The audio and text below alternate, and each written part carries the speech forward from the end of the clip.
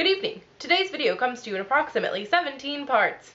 But first, some brief side notes. Number one, I'm ill, so I apologize if I sound really nasally. And side note two, this video is mostly about my friend named Seth, and he and I are movie buddies. We spent the summer independently working in Washington, D.C., and we spent a lot of time trying to escape the heat. And one of the ways we did that was going to see a lot of really great movies. And with that, you have enough background information to understand this entire story. Part one, I received 2 voicemails from Seth, which I promptly listened to and realized that I had missed them like an hour and a half ago. It was 6:30 and he'd called me at 5 and then again at 6. Part 2, I called him back promptly at precisely 6:32. I checked on my phone log.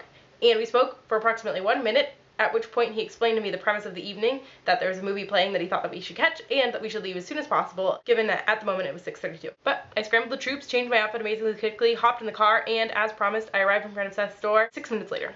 Part 3, I called Seth, put him on speakerphone as I turned my car around, and we headed out the other direction. Part 4, we zoom away from his house, and we headed to Taqueria, our favorite Mexican restaurant. By favorite, I just mean that it's really cheap, so college students love to frequent it. Part 5, we order and we eat really quickly. As we're getting up to leave, Seth throws his coat on with a flourish. I was duly impressed. Part 5.5, we had to select a movie. This was rather difficult. The movie that we wanted to see, Safe House, was showing, but it was showing at 7:10. Instead, we opted for the movie showing at 7:30, a movie called Chronicle. This turned out to be a terrible choice, but we'll get to that in a minute. Step 6, since we managed to eat so quickly, we were out of the restaurant at 7:20, and the movie didn't start until 7:30. Clearly a huge amount of time. We opt to Part 7, floor it across the road to Jack in the Box. I'd never been to Jack in the Box before, but Seth promised me that their milkshakes were rather decent, and so we each ordered an Oreo milkshake. Part 8, with milkshakes in hand, we headed rapidly to the theater. It was time to determine how we were going to hide the milkshakes. We determined that the best place for Seth to carry the milkshakes was under his coat. When we entered the theater, Seth just lurked behind me, and I did all the ordering and handing of the tickets, and he just kept his hands in the pockets the whole time, gently cupping the milkshake, hidden in between his shirt and his jacket, held up by his hands. Part 9, we entered the theater. The new Avengers trailer started, and as Robert Downey Jr. made some of his classic jokes, I attempted to frat snap, but I can't really do it, so I just shake my hand around, and sometimes I snap with the other hand as I shake this one. Yeah, that was embarrassing. Unfortunately, we later came to realize that the trailers that we watched were probably the highlight of our time at the movie theater. And the movie starts. Part 11, everything starts to go downhill. The first scene of the movie is a boy sitting in his room with a father banging on the door, and the boy telling the father that he is drunk and that he needs to leave him alone. We quickly learn that his mother is dying. The movie climaxes in a horribly bloody battle scene where the main character is in a hospital gown because he's just broken himself out of the intensive care burn unit. Half of his face is covered in burns. His legs are covered in what appear to be leggings but turn out to just be like wrapped bandages. And it's horrible. Oh, and the lovely mother that was one of the few redeeming characters throughout the movie also dies in the end. Part 13. About 30 minutes in, we realize that neither of us is enjoying it, and we spend a lot of the film turning to each other and giving each other awkward looks.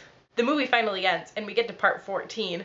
As we're walking out of the theater, we hear some kids behind us talking amongst themselves, and one of them turns to the other and says, "Ugh, I just want to yell to all of these people buying tickets right now to not go see Chronicle." Part 15. So, we felt really robbed at this point because we had worked so hard to get to the movie on time, and we had managed to smuggle in those milkshakes, and then it had been such a complete disaster. It was clear to us that the best solution to our problem was to go and rent a different movie, a movie that we knew we were actually going to enjoy, something that was fun and had some action. And that is exactly what we set out to do. Part 16. We went to Albertsons to use the red box there and rent Real Steel, a movie about boxing robots. Seth and I couldn't decide whether Real Steel was actually an amazing movie or it simply seemed amazing compared to the horrible experience we had earlier in the evening.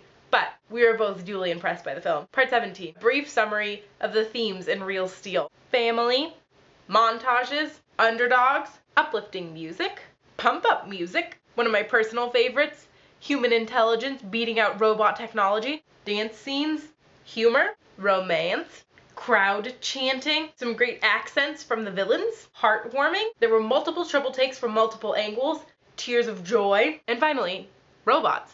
Every film is better with robots. We also really enjoyed that halfway through the film we realized that the robot's name wasn't Adam, as in Adam and Eve, but rather atom, as in a particle of things in chemistry/biology. For the rest of the film, whenever I wanted to talk about the robot, I'd turn to Seth and go, "Atom."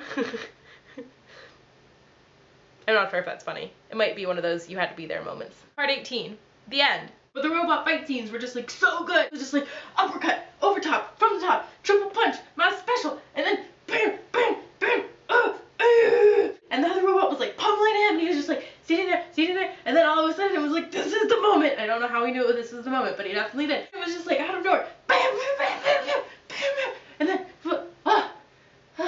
just a really good movie. So, for lack of a better ending, the end. I'll see some of you in real life. Part 5. Part 5.5. Part 5. Part 5. Part 5.5.